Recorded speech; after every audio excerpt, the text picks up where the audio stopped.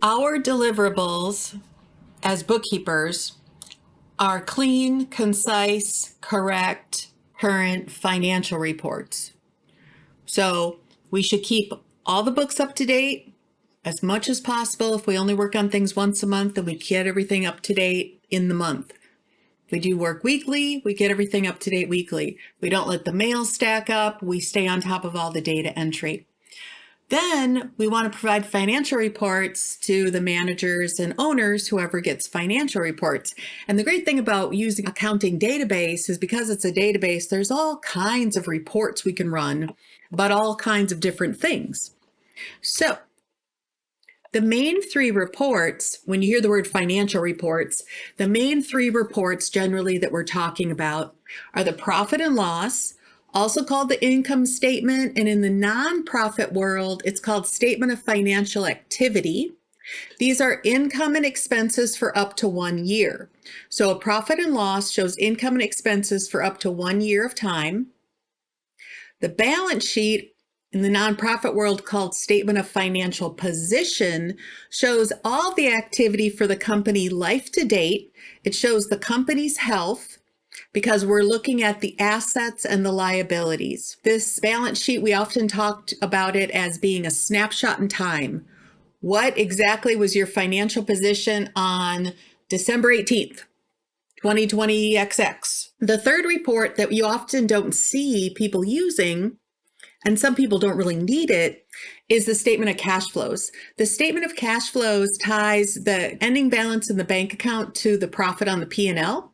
So for a very, very simple cash-based company with no loans or anything, the money that's on the profit and loss, the net income, would be the increase in the bank account in that month if it's cash basis and there's nothing on the balance sheet besides a checking account. But once you start getting credit cards and loans and payroll, suddenly you have all these liabilities to pay. So the profit coming out of the month doesn't go straight to the checking. Some of it ended up getting used up to pay down the credit card, make payments on the loans. And so that's why people need a statement of cash flows. It's when we have lots of balance sheet activity that impacts the cash. Now, I'm going to show you a way to look at that without actually having the statement of cash flows.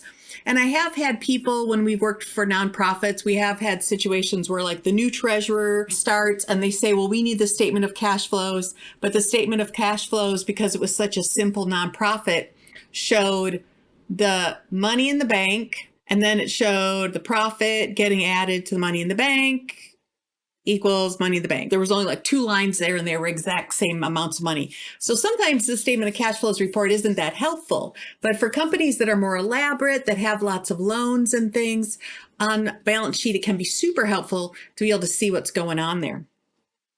Okay, things to think about when you're formatting these reports. Just because most people get things via email now doesn't mean things won't get printed. So you need to think about these documents when you create them. Think about what they're going to look like if they're printed. Meaning, if the boss tends to put all the financial statements in a ring binder, make sure your margins are going to allow for the hole punch. Are we using flags or tabs for packets we're putting together for managers? And so we don't want the numbers being covered by the flags or tabs. And then we definitely want to make sure it's readable if it's printed. I am just shocked sometimes when I see 2 things that happen. Number one, people don't pay attention to their formatting and they end up having all their financial reports landscaped, or half of them landscaped and half of them portrait. In general, financial reports should be portrait. The only time you should see landscape is if we have like a report that we want to run, maybe profit and loss by class, and there's so many columns that we need the width of the landscape for the columns, and then it's 2 pages long as far as the rows go. What we don't want to see is a financial statement that would fit on 1 page if it was portrait and someone prints it out landscape and ends up being 2 pages long.